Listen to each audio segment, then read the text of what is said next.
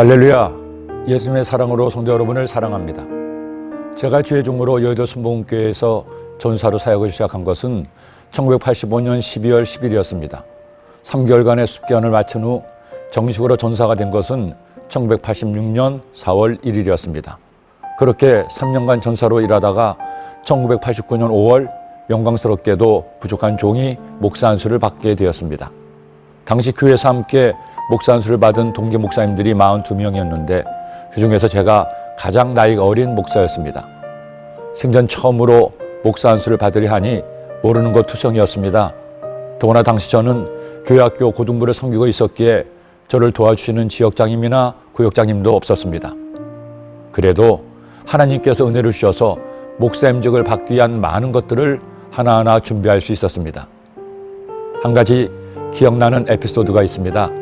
한 성도님이 감사하게도 목사 안수 때 입을 양복을 맞춰주시겠다고 하셔서 양복을 맞추려는데 성도님이 하시는 말씀이 전사님, 전사일 때는 필요 없지만 목사님이 되시면 양복이 한 벌쯤은 있어야 한답니다. 유명한 목사님들도 흰 양복 입으시잖아요. 그런 이왕이면 흰 양복을 맞추세요. 아무것도 모르는 저는 시키는 대로 흰 양복을 맞추었고 거기에 흰 넥타이까지 샀습니다. 목사임직식 날 흰 양복을 입은 목사는 저 혼자였습니다. 그날 혼자서 얼마나 안절부절했는지요. 다음에 부활주일에 딱 한 번 입고 그 후로는 지금까지 옷장 안에 고이 모시고 있습니다. 언젠가는 입으려고 기도 중에 있죠. 그리고 또 하나의 문제가 있었습니다. 전사 시절에는 예배를 마무리할 때 주기도문으로 끝냈는데 목사가 되면 축도권이 있어 축도를 해야 했습니다.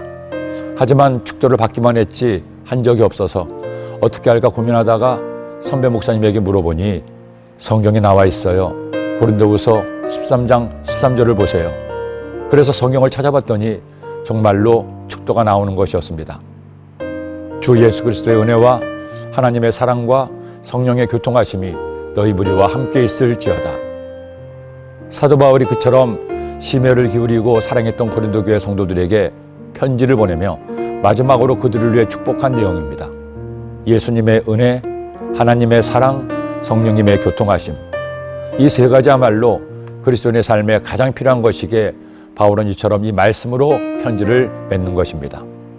저는 성도 여러분의 삶에 이 세 가지가 언제나 충만하기를 기도합니다. 주님의 은혜가 아니면 우리는 하루도 살 수 없습니다. 하나님의 사랑을 받지 않으면 우리가 어떻게 사랑하며 살 수가 있을까요? 아무리 열심히 노력하고 살아보려 해도 성령께서 도우시지 않으면 우리는 아무것도 할 수 없습니다. 예배를 드릴 때마다 주의 종이 이 축도로 여러분을 축복하며 예배를 마무리합니다. 그 축복을 받을 때 믿음으로 아멘 하세요.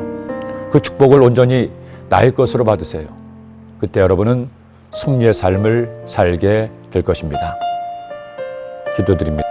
좋으신 하나님 아버지, 저희들이 예배를 드리며 주의 종의 축도로 받을 때 그 축도의 말씀을 믿음으로 받게 하시고 축도도 저희들의 삶에 하나님의 사랑하심과 예수님의 은혜와 성령의 교통하심이 언제나 있게 하여 주옵소서. 예수님의 이름으로 기도드립니다. 아멘.